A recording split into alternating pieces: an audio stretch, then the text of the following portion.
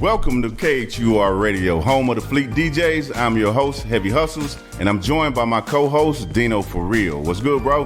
What's good with you, man? How you doing today?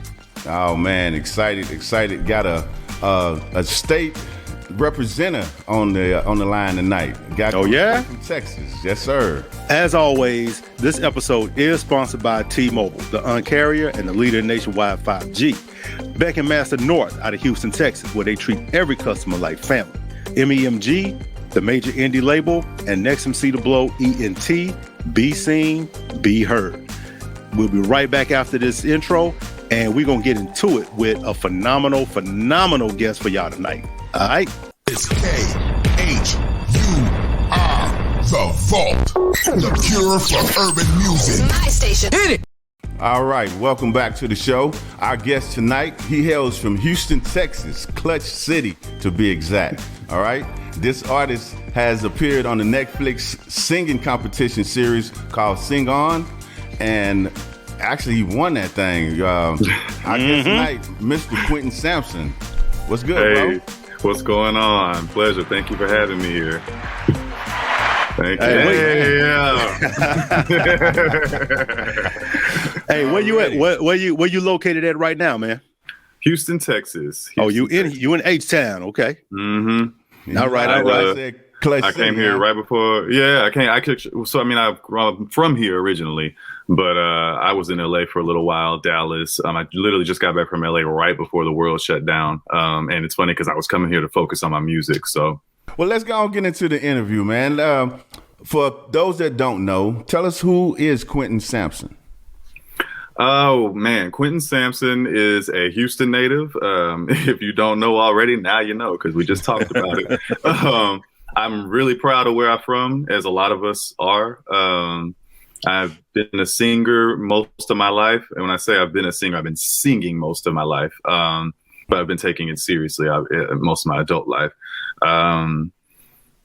Pop, R&B, and pop covers a lot of genres, but it's easier to say pop than say, well, I do this. So that's the kind of music I'm putting out. I also have a live band called Unbiased Live Band. We're getting some shows together now. We're in rehearsals. My most recent, success that people know about is Sing On, which is really cool because I was, worried that me coming to Houston from LA, because they, when I booked the show, they booked me while I was in LA, and I had a call when I came here because my manager asked me to come here and let's get this music done. So I was like, all right, well, I guess I'm coming. And then they called me and said they'll fly me from Houston. So that was, for me, great because the show still came out. So we're good, So you went on that. What was that experience like, man? From a personal level, I've been doing this for a while, focused on it, blood, sweat, tears, lots of blow-ups. Mm-hmm. And when I moved here back to Houston from Los Angeles, I was rubbing two pennies together, and I spent I left a bunch of stuff in LA because I couldn't afford to bring it back. I just up and moved because it was time to get it. And, I got my car and all that, I got that, made sure that I was road ready. And I got here, and getting the call to go to London to, the same studio where they filmed Star Wars and 007, not having to spend a dime. They picked me up. I thought it was going to be a cab or an Uber or something. They said, oh, no, we'll get you a ride to the airport, because I didn't know how I was going to do that. Again, I was broke after that move. I remember waking up and looking outside and seeing an Escalade waiting on me. I was like, is that for me? Right. This was the nicest guy from Senegal too. Was my driver. Just the whole experience from the time I left the house to working with them on set at the studio.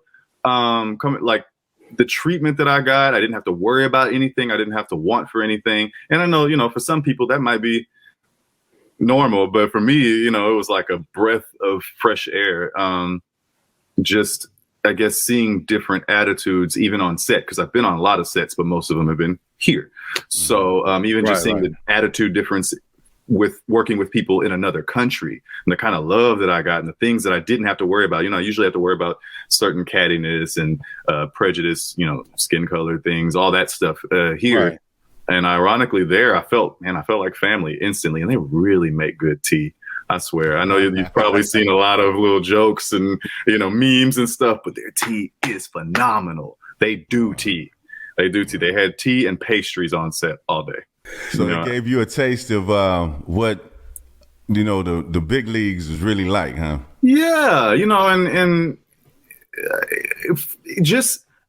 I would have been okay. I'm not going to say that I didn't want to win, but I did, but just getting flown out, not having to pay for anything and doing it for my singing, that was enough for me. It was a big milestone already, I heard you earlier. You said that you now began to take your music serious.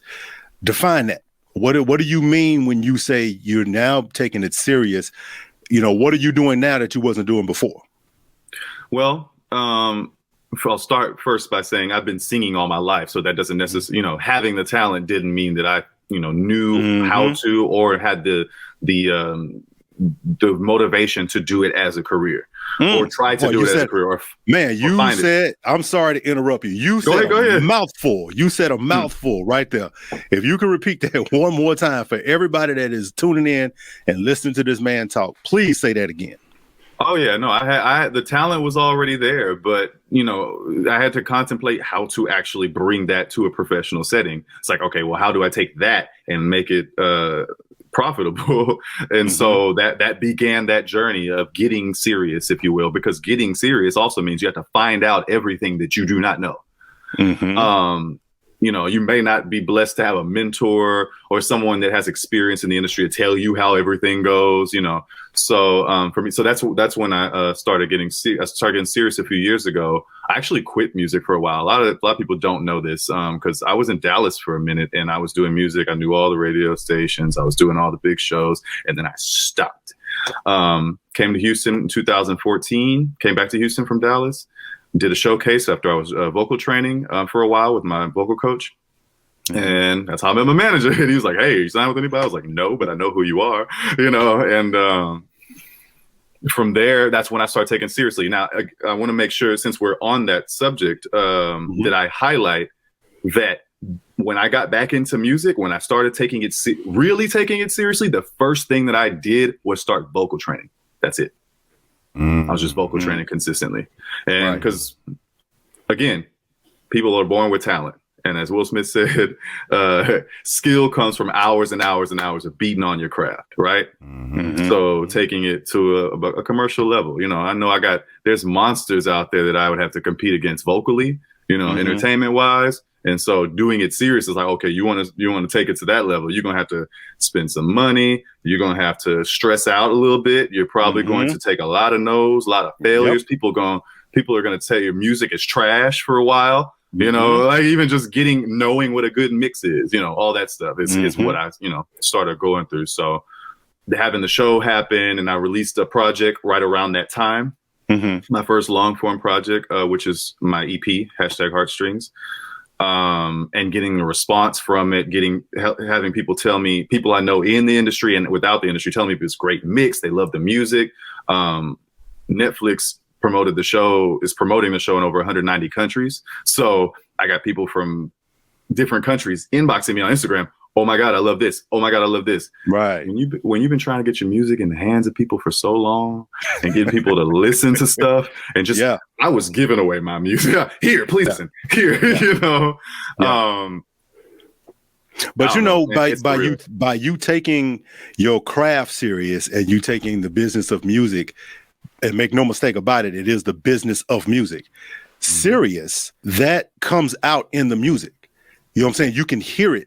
That if an artist is really taking themselves serious, from like you say, from the vocal training to the mix. I'm an engineer. I'm an audio engineer. I've been doing it for over 20 years. And I listened to your song Good Stuff, and that was the first thing that stood out to me was the mix. And I'm like, is this an independent artist? This an unsigned artist? You know what I'm saying? It's like, hold on. It's like I'm not hearing artifacts. I'm not hearing, you know, the snare louder than everything else, or the kick drowning out everything, or mud in the vocals. You know what I'm saying? I'm not hearing any of that stuff, and I'm like, wow, this is a hell of a mix. You know what I'm saying? Thank you. Yeah. I mean, to me, it's kind of like having a business card too. I mean, if I tell somebody that I want a Grammy, I have to have that kind of sounding music. Like, yes, you know, if I want to give it to a radio personality or a DJ that plays something on a commercial platform, I don't want to give them something like, it's, you know, I don't know how y'all, how you actually tell people or reject people, but I can only imagine. We try to be nice, but you know, I can only imagine. And heavy is the nice one. Okay. He's the nice one. Okay. He'll let you down easy. I just have a problem with crushing people's dreams, man, because the way I give it to them, it might, you know, sometimes you can be a little too blunt, you know. I mean, especially if I really don't like it, I don't know how to tell you I don't like it and be nice about it, you know. I'll be like, look, I don't because even give you feedback, you know. You probably already know you don't want to go through the stress of trying to explain why, because you may be talking to someone that doesn't understand anything about mix notes. Like you try to tell them about the mix, and it's like they don't. Their ear isn't trained. You know, I understand. It's like, okay, I'm not about to give you the business right now just to tell you why I'm saying no. Right. You don't have time. You're trying to build something, man. And I used to do that. And Heavy kind of got me out of it, because I did used to do that. If I hear something I didn't like, I would tell the artist exactly what it is. It's like, okay, your vocal, you have a annoying frequency of somewhere in that mid-range, 1K to 2K. You know, you need to pull out the EQ and drop your mud out somewhere between 350 and 450 hertz. You know what I'm saying? It's like, I can hear it. And most of the times they be looking at me like, what are you talking about? Like, the song is over compressed. It has like zero dynamic range to it. You know what I'm saying? They don't know what he's talking about. Your LUFS it's like, what did you mix this at? You know, because your LUF is like -20. You know what I'm saying? And they're looking at me like I'm speaking French. Of course. And then I think, and sometimes maybe if you're talking to someone, you can quickly identify if you're talking to someone that can understand what you're talking about. But a lot of times you don't have time to figure that out. Yes. You know, I don't know how many submissions you're going through, but if you got to get through a certain amount of submissions and you got this much time in the day to get through the submissions, and it's like, yeah, you want to be nice and try to help someone if they're deserving of assistance. Critical advice. Constructive. Thank you. There you go. Criticism. Thank you. I've been trying to remember simple stuff today. It's crazy. You know, and some people are deserving of that, but some people are crushed by it. And it's okay, you know. I remember I actually walked out of a studio one time. I remember when I was a younger artist, I walked out of a studio feeling defeated. And I realized now in hindsight, they were trying to get me to take a song that I was working on to a commercial level. But at that time, I wasn't used to hearing someone tell me that I wasn't doing something up to par or doing and receiving it even. You know, it's like it was to me an insult. Like, what do you mean it doesn't sound, or what? You know, all the stuff that you know that people think that they walk on gold. Hey, no, we here. I'm feeling everything that you saying. I'm also a vocal coach too now, so my clients that I'm going through, that people are inquiring, a lot of them are artists. So I have those conversations. You know, I'm not, and just to segue into why I brought that up is because I have to go through the same processes with people. I have to vet people because it's like I can teach someone that doesn't know how to match pitch, but that's a very basic skill that you need to learn before you get to me, because I'm not going to spend the time doing that. I want to take what you got going on to the next level. If you're still trying to learn just what people need to know, just dealing with a stage, or not even, let's take it back, because that's actually a bigger monster, but just regular, do you know the 5 notes on a piano? I mean, the 8 notes on a piano. There you go. There you go. It's right. No disrespect to them. It's just some people don't know that they're not ready. There are what I call luxury services, right? When you're ready for something, You know, when you're ready for a sound engineer, you start to invest in one, right? There you go. You know, when you understand what the quality is, what the difference between quality, you start looking for how to bring that quality up. Right. I.e. the difference between mixing and mastering. Thank you. But most people think that those are the same thing.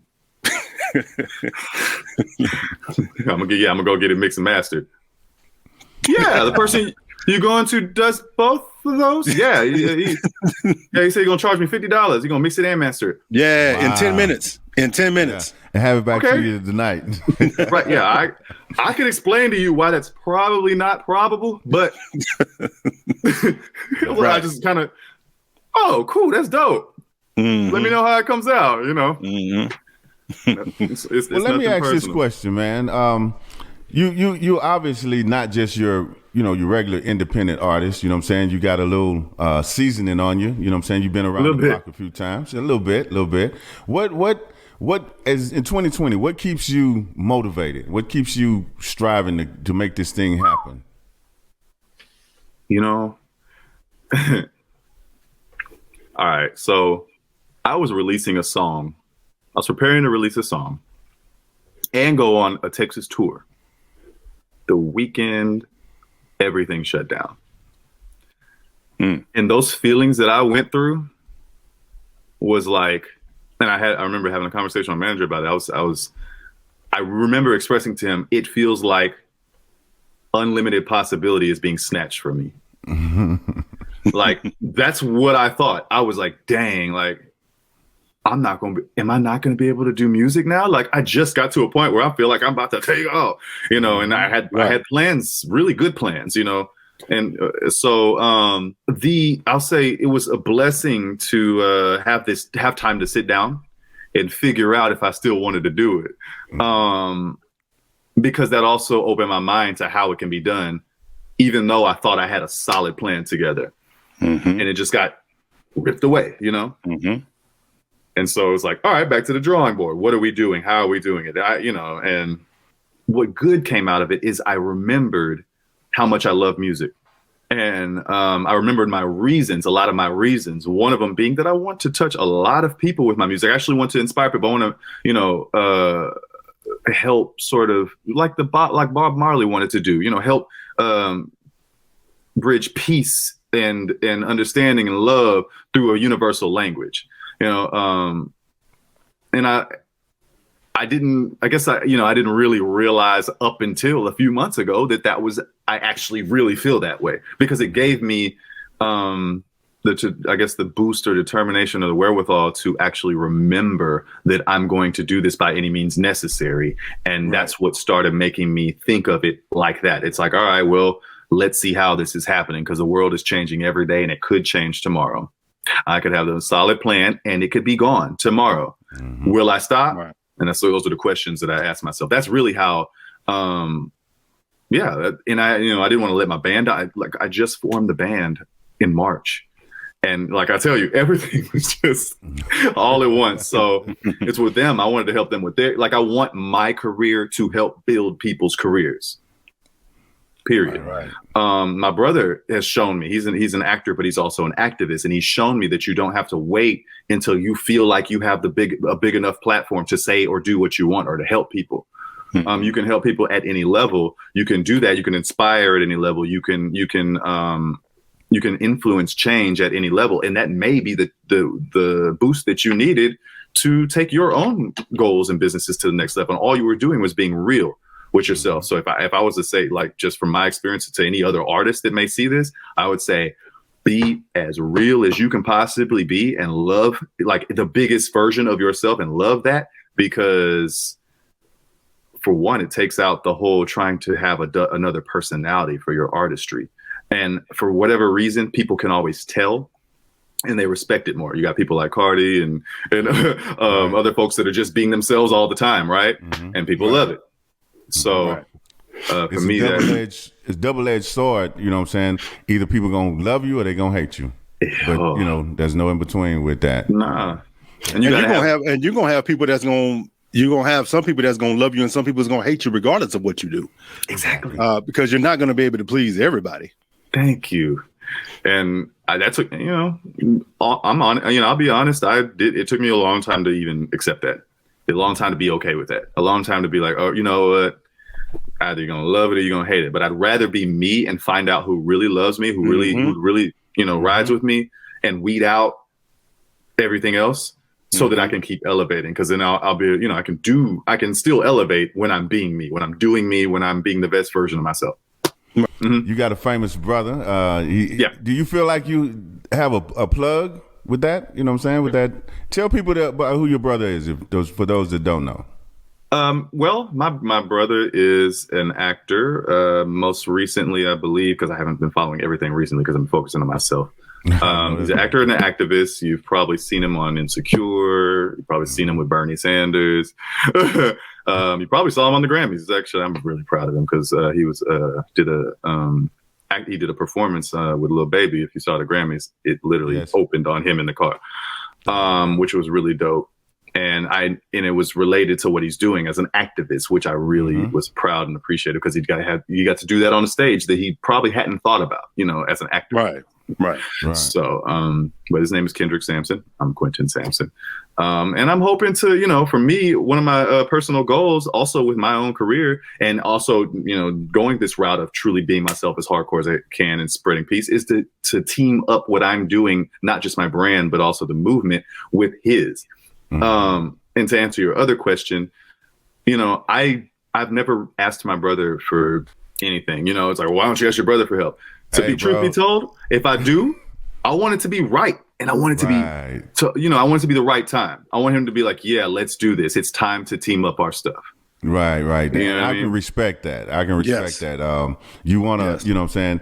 I don't have any siblings. I mean, I'm the only child my mom had, so I never had that sibling rivalry, but I got a best friend of mine that him and his brother was always bumping heads, not because they didn't like each other, but he wanted his own name for his own self. You know what I'm saying? Right. And just like, most younger siblings, they kind of outshine the older sibling after a while because they've been in the shadow or they want to make their name stand alone by itself so bad that they work real hard, you know what I'm saying? And good things happen, i.e. Serena and Venus, you know what I'm saying? Right. You know what I'm saying? I mean, and Venus can't hold a stick to Serena now. I don't care what she do. She just can't beat her no more. That's done. She's done. Right. So that's good stuff, bro.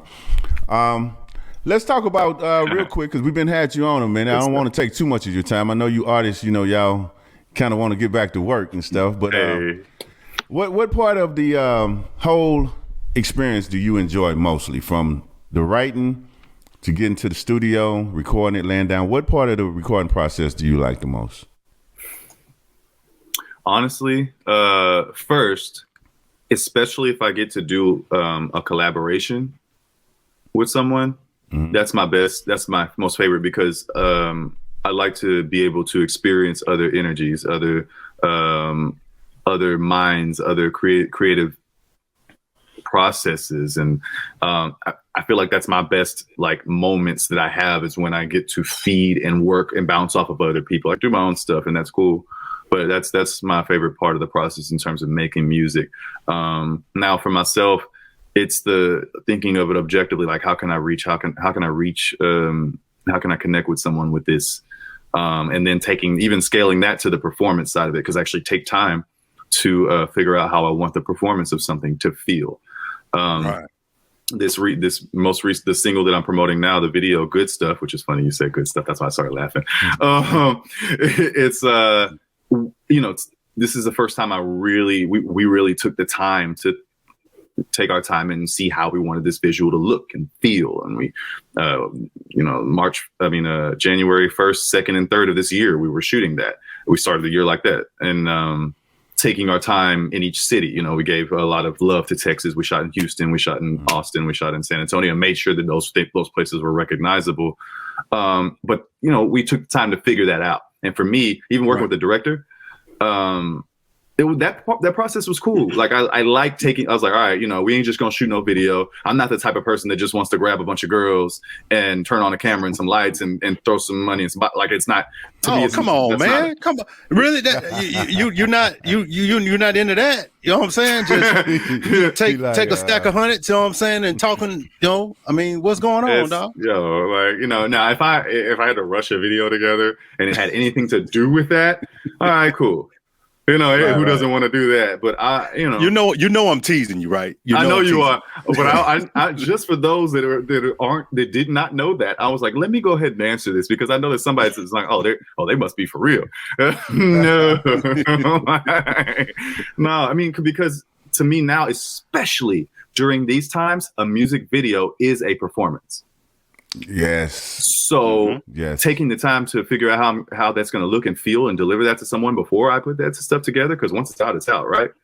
To me, that's like I loved working with the director. I love talking about it. We met at Starbucks and just sat and all right, how do we want this to look? Do we like this idea? Do we not like that one? Scrap it. We had like 4 different versions before we got down to one.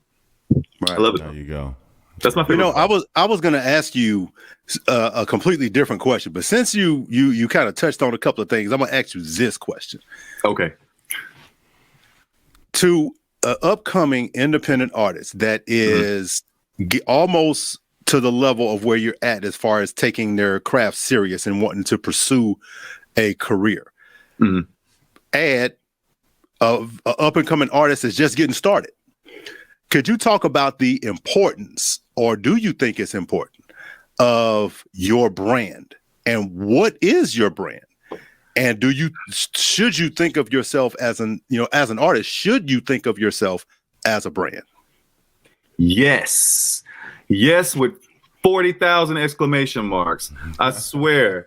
So look, me and my manager spent 3 years really tightening that up, down to the colors.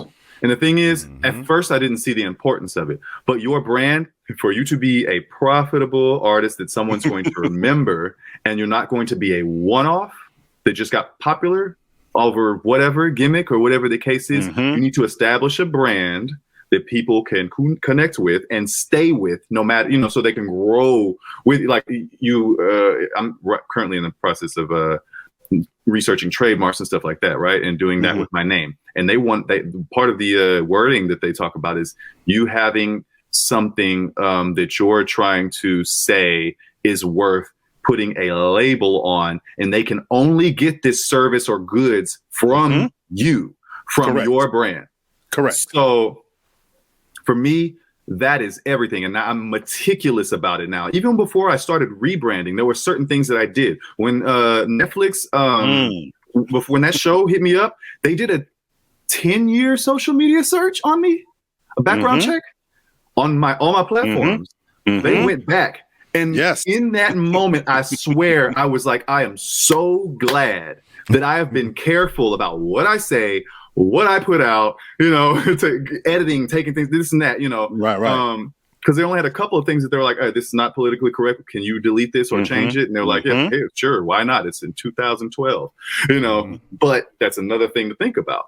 If you've had social media that long, there's stuff that's over 10 years old that you have said, know. So, now you said something very interesting. I'm sorry to cut you off because I want to give you the time to respond to it. Oh, we can talk about anything. Rebranded. Oof. Okay, why did you? I already know the answer to the question, but I'm asking you because I want you to elaborate on it. Okay. Why did you rebrand, and what caused you to rebrand, and what did you rebrand? Like, what did you change after you rebranded? I had like, so from the MySpace era and all that, man, I had so much out there. I was very much searchable because I had been doing that. My YouTube had hundreds more videos than it does now. They have all been deleted. The thing is, before, a lot of times people mistake me for a rapper. Let's just start there. And at the time, I thought it was funny, and I was cool with it. But people were trying to talk to me about my brand. At the time, you know, what you talking about? You know, I'm a singer. You can't tell I'm a singer. Right. So I have all these videos and just things all over the internet that are showing me not consistent, for one, not consistent looks, sound. I wasn't about interviews. Oh God, there's some interviews that I just was not careful with how I presented myself. You know, I'm not saying that I was completely lazy. I wasn't, you know, completely just oblivious to the idea of having some kind of what people know you for, but taking my actual brand seriously didn't come until I had figured out enough to understand why I need to take it seriously. So I went from, you know, tall tees and layered shirts, do-rag hat, and Southside cuff jeans, starched down, you know, J's and forces, beads on my braids. You know, I went from all that to, you know, figuring out how do I want to present myself to the world? What's like really? And what am I comfortable with? What's me? Who am I saying me is? And how can someone get that from maybe not being able to sit and listen to an interview or talk to me and get to know me? Sometimes people, I've gone through even just learning that, let's say if someone clicks on my page, they don't know what I do maybe right away, right? I've had those situations. They're like, oh, are you, you know, I hate having the conversation. I didn't know you sing. On my page, you're telling me this. Okay, so I need to change something so that when you land, you understand what you're seeing, what you're feeling, what you're getting. Yes, there you go. You know, but before that, trying to sell something, you know, sell Quentin Sampson, they're gonna be like, well, who the hell is that? You know, seriously, or you know, and you look, you look like such and such, or you seem like such and such. I got compared to what DJ Quick, some MMA fighter, Jay Holiday. I got mistaken for Jay Holiday at a concert.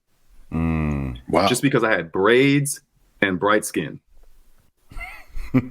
So those kinds of things let me understand how simple someone's idea of what an artist is can be. They're not really knowing details because they're really meeting you at face value. So what are they looking at? How you look, what color, what's your hairstyle, you know, simple stuff, visual. Even my choice in these earbuds are for my brand because this is my color. Orange, burnt orange. But I didn't think about any of that before. Now, let's say people have been watching me for a while, listen to me, they know me or whatever, and they scroll across a picture on some site, Netflix,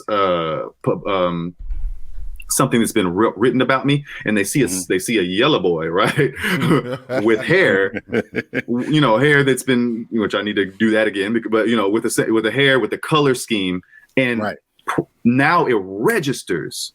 Because it makes sense in their mind. Like there's just a couple of very superficial things that are consistent. Like that's got to be Quentin, you know.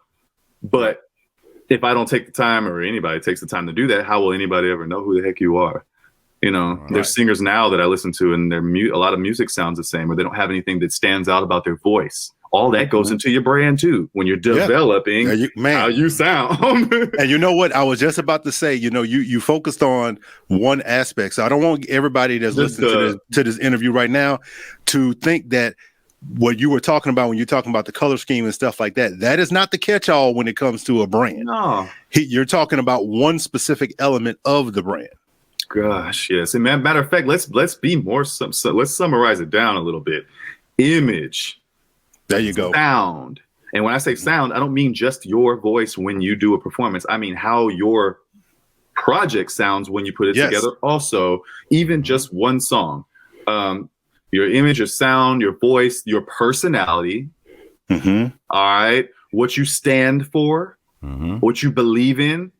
All those things. And I feel like I'm barely scratching the surface because we have boards and books of figuring out who Quentin Sampson is, right, as a brand. And it's the same thing. It's, you know, there's a team of people that decided on, you know, there's probably a floor of people that decided on what a Coke can is supposed to look like before they started selling it. Right. Oh, yeah. The colors, the labels, the font, the size, the measurements, There's engineers that probably worked on this, the way they probably made sure that they could open more easily.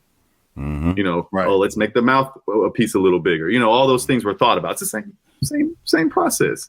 So yeah, I hope that somebody hears that, because if you want to be successful, you have to be something that someone can't get anywhere else, and you have to take the time to think about what that is and how to put that together. And it's not going to be something you figure out in a day. Right. Me and Dino had these conversations all the time, bro. On image and what artists look like, because we deal with a lot of images.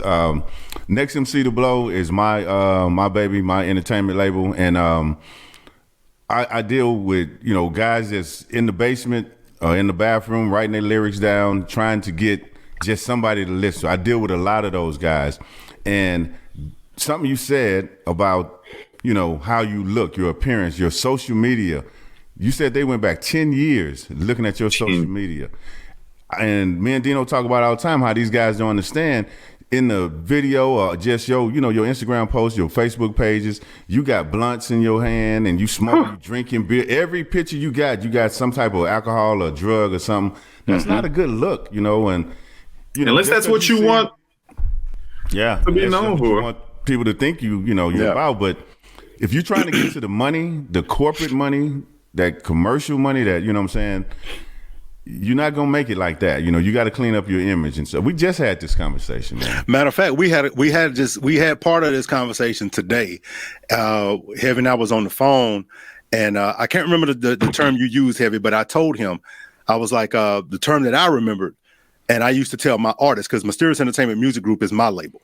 Okay. And I would tell my artists, you have to do what you got to do in order to do what you want to do. Right. You know what I'm saying? So whatever that is, whatever that is that you have to do, whether that is rebranding, pull your pants up. I don't care if you smoke weed. I don't care if you drink. Okay. Yeah. But let's clean up what you're presenting to the world. Let's clean up your presentation. Okay. Do what you do. If you smoke. You know what I'm saying? You just don't need to have that in every picture, especially if you're trying. Go ahead. I think we're about to say the same thing. Especially if you're trying to team up with any brand. Look, so that's an easy way to think about it when you're trying to put your brand together. What brands do you want to be able to team up with in the future? Because that's going to seriously change how you move. Because that's why T.I. lost his endorsements when he did all that stupid stuff. Sorry, T.I. This probably could have been one of the best, most successful entertainers ever. But unfortunately, brands don't want their brand to look bad because of something you're doing. Correct. So now, if you want to really hit the liberal markets, then maybe you do that. You smoke weed on camera, or whatever the case is, but still go about it a certain way so that those brands want to work with you as well. This is my first time. Even now, brands are reaching out to me to do different stuff, right? To team up with their brand. It's my first time really just dealing with that as consistently as it's happening now. And for me, I know they're looking at my stuff like, ooh, let me see, Have you received a contract yet from any of these brands or any offers? Yes, offers. Yes, I'm not signing any contracts unless it makes sense. But I think I can talk. I should be able to talk about this. And obviously, don't do it. Don't do it. Because I understand what you're talking about. Okay. And normally when you get an offer like that, they really don't want you to speak on it, because if it doesn't pan out, then you know what I'm saying, some things can go sideways from there. Yeah, they don't even want people to know you was even talking to you about it. You said something right there. Yeah. You said something right there. The reason I asked about the contract is because I have had contracts and currently have contracts with major brands. And some of those contracts will be for 10, 15, 20 years sometimes. And it will state, you know what I'm saying? You cannot do XYZ. There are some things that you do if we deem it to be a negative impact to our brand. And that's the key phrase. If we deem it. Yeah, it don't matter what you think or your partners and them think. Right. Yeah. You can go 2-3 years and you with a brand, say like you say with Coke. You got a contract with Coke for 20 years. But in 2 years, you mess around and do one little small thing. And now not only is that gone now, but now you owe them back pay. You know what I'm saying? Gosh. Depending on what's in that contract. And they're going to put those clauses in their contract because they want to make sure that their brand is protected. And they know people do dumb stuff. First of all, let's be serious. If I team up with a brand and they offer me a 10 to 20 year contract, more than likely I'm going to be pretty excited because just knowing that I get to secure that for a while. And if it's somebody I want to work with, oh man. But just on that note, it's like, that's what should make you pay attention to that clause. you know, move differently so that you don't end up oh my God, I'm owing back pay. Yeah. As an artist, you already owe, to your label, to yourself. Hey, that's a whole nother conversation, right? Exactly. There, I know I'm touching on some cans of worms. Yes. But, so that branding is like understanding that you got to learn or just trying to adopt a religion or something. It's a whole scope of, understand, especially, when it comes to music and just people being able to, I guess, even give themselves the confidence to identify with themselves in their own minds as a brand. It's like, oh, okay. Because once you do, then you start moving that way. Then you start asking yourselves those questions, All you have to do is make the decision.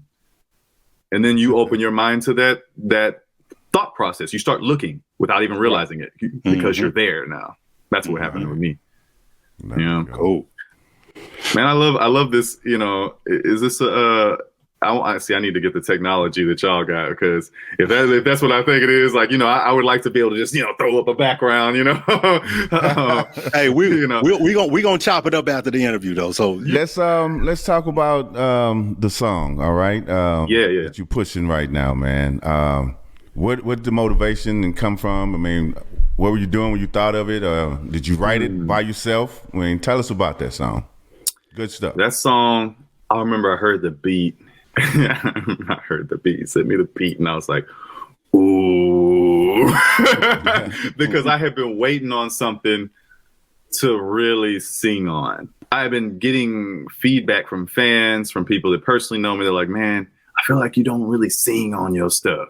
And so I was like, "All right, well, let me find something that I can really eat on, so to speak, right?" And I was working with a writer here. Her name is Altonette. She helped me write the song. She wrote a bulk of the song, actually. We teamed up on this song. She submitted to me or submitted to my manager, and I heard it and I was like, because anytime I get like in that form, somebody sends me an idea, or if you will, I always look at it like, okay, what can I do with this? Because, I'm also a vocal ranger, melody, all that stuff, and I immediately heard the potential. So even like when I recorded it, Sean was like, yo, this is your first ultra emotional song. Like, and he was asking for more. So I was like, okay, so this is what people are looking for. Because people hear it and they say, oh my God, why haven't you been doing this? And, to me, I'm like, oh, I didn't know that you wanted to hear it. This is how we found it out. So, so I did the song with Altonette, the writer, and we worked on that together and sort of fine tuned it. And then, of course, I took it into the studio and started working on the vocal performance of that. And, the vocal performance actually is something that I have to write. So the words from the song actually I resonated with them because these are things that I feel when thinking about love, when thinking about trying to find that life partner, and having someone like that you actually appreciate and want to give that world to. So that, because the way it was presented to me was a little more straight, and she has a good voice. She demoed the song for me. Okay. But I could hear where I could go with it immediately. Right. It was crazy. And I don't have many moments like that, especially with people that wrote other songs. There was a time that I wouldn't let anybody touch a word. You know, no, I don't want you to know, don't, you know, because I didn't want to split up money, you know, weak mind. So, you know, and that was at the time, but yeah, working with her on that, just having another writer to work with in general was already a plus. And then melodically was also a plus because people write songs all day. Everybody doesn't write melodies. So that was another thing. Right. And then even getting to team up with so the woman that's in the video with me is an artist in Houston as well, and a good friend of mine. And when we talked about this, you know, when I talked to her about it, I had her in mind because I knew of her performance capability, and so I knew that if I was able to get her to say yes, that it would feel the way I felt when I was singing. Visually.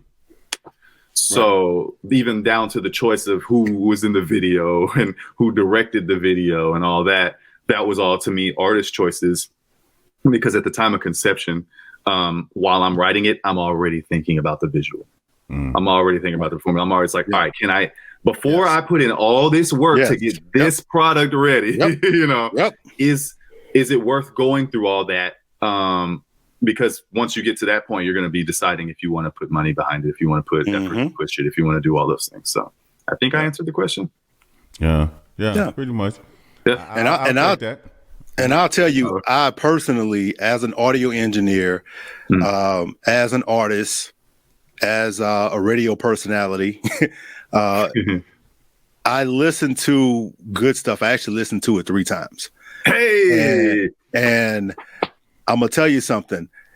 I understand exactly where you're coming from, because at the end of that song, you hit me with something I hadn't heard in a long, long, long time from a singer.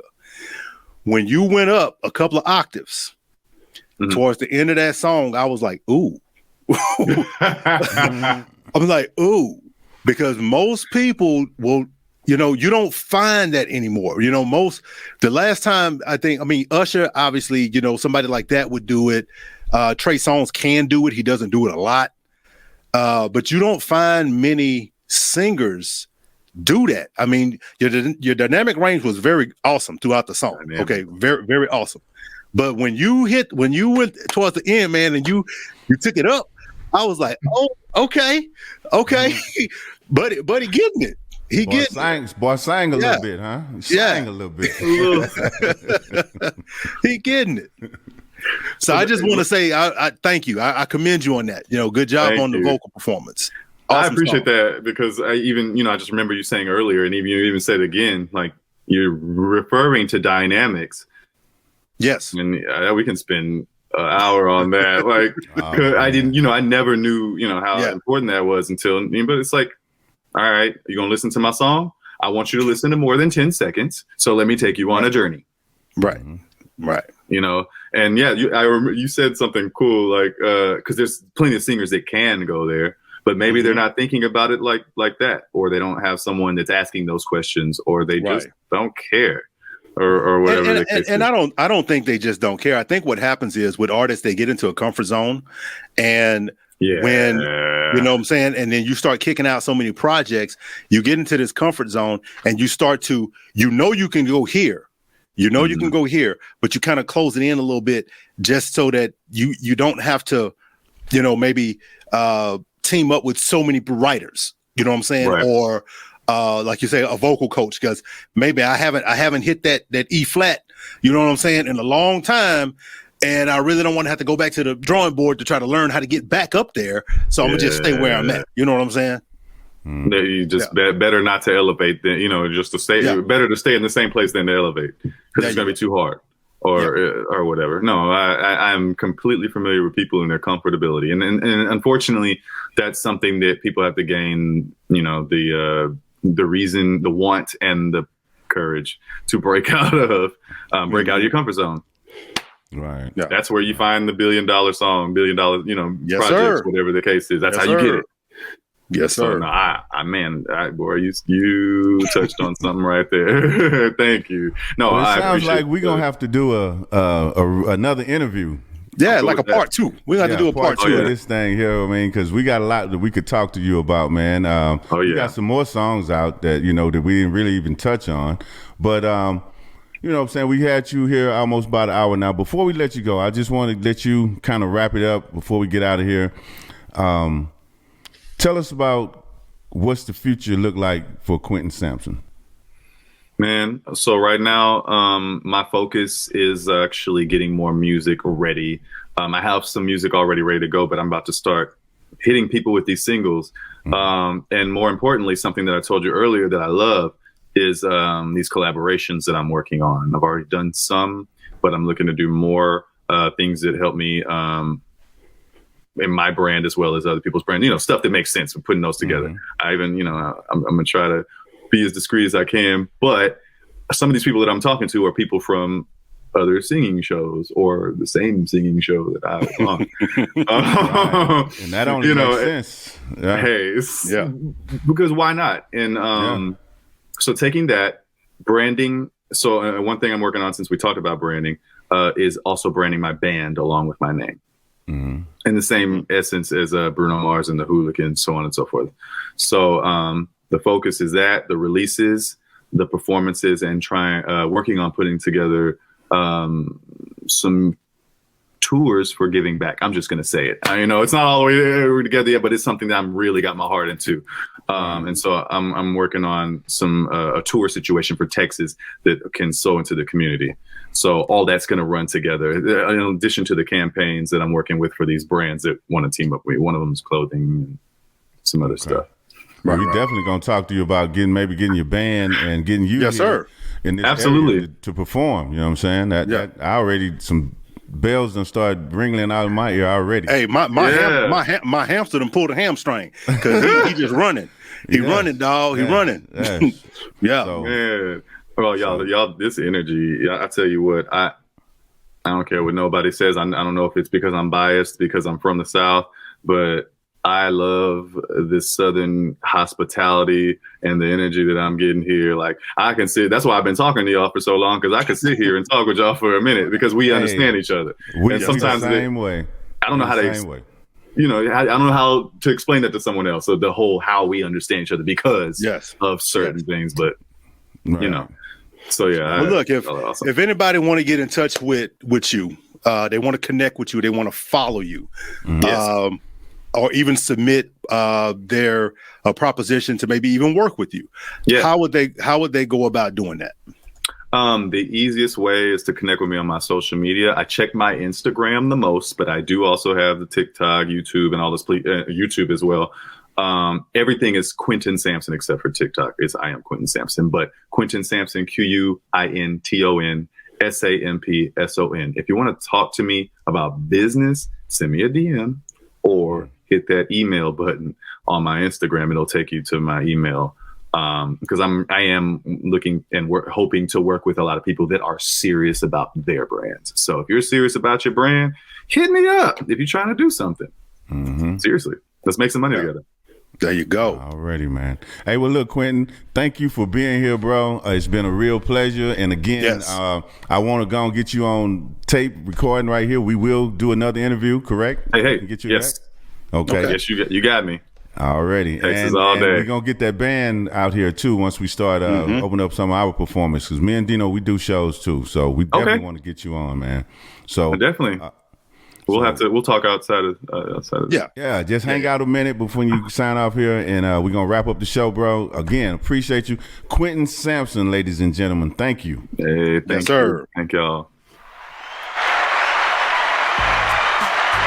All right, man. Great interview, bruh. Bruh. You know what I'm saying? We gonna talk too, because if not, we gonna go over our time limit right here. So let's go and wrap it up, and I'll talk to you. Yeah. So on that note, make sure everybody you follow us on all social media platforms at KHUR Radio. Be sure to visit us online at www.khurradio.com. We are the cure for urban music. Until next time, holla at your boy. It's KHUR, The Vault. The cure for urban music. My station.